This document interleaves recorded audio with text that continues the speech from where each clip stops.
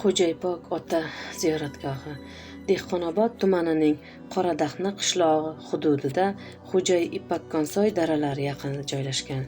Xo'jaybog‘ qishlog'ida maftunkor tabiat bag'rida joylashgan tarixiy va muqaddas qadam joylardan biri bo'lib, mahalliy aholi va sayyohlar uchun shifobaxsh maskan hisoblanadi.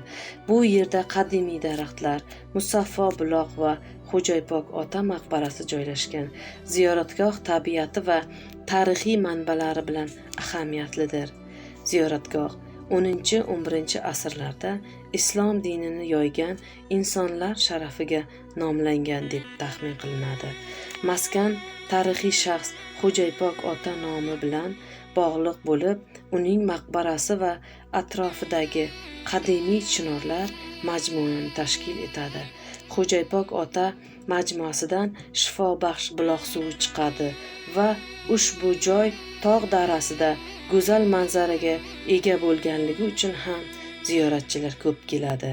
Ziyoratgoh hududidagi shifobaxsh buloq suvi teri kasalliklarga shifo bo'lishi bilan mashhurdir. Ko'plab ziyoratchilar bu suvdan shifo izlab kelishadi. Xo'jaybog‘ ota Dehqonobod vohasining ma'naviy hayotida muhim o'rin tutgan shaxs sifatida hurmat qilinadi. Ziyoratgoh Dehqonobodning ekologik toza va tabiiy manzarali hududlaridan biridan joylashgan bo'lib, ziyorat turizmi uchun muhim manzil hisoblanadi. Xo'jaybog‘ ota nomi bilan bog'liq joylar Surxondaryo va Qashqadaryo vohalarida bir nechta bo'lib, ularning har birining o'z tarixi va afsonalari bor. Xo'jaybog‘ ota ziyoratgohi Dehqonobodning eng tabarruk qadam joylaridan biri sanaladi. Ziyoratgoh hududida xuddi Surxondaryodagi Xo'jaybog‘ ziyoratgohi kabi oltin gugurtli suv chiqadi. Undan hosil bo'lgan ko'l va balchiq bor. Semashka nomidagi Respublika kurortologiya va fizioterapiya instituti mutaxassislari Xo'jaybog‘ ota ziyoratgohi suvini tarkibini o'rganib, Dmitriy Mendeleyev jadvaliga ko'p mineral moddalarning borligini aniqlagan va kasalliklarga shifo bo'lishini aytgan.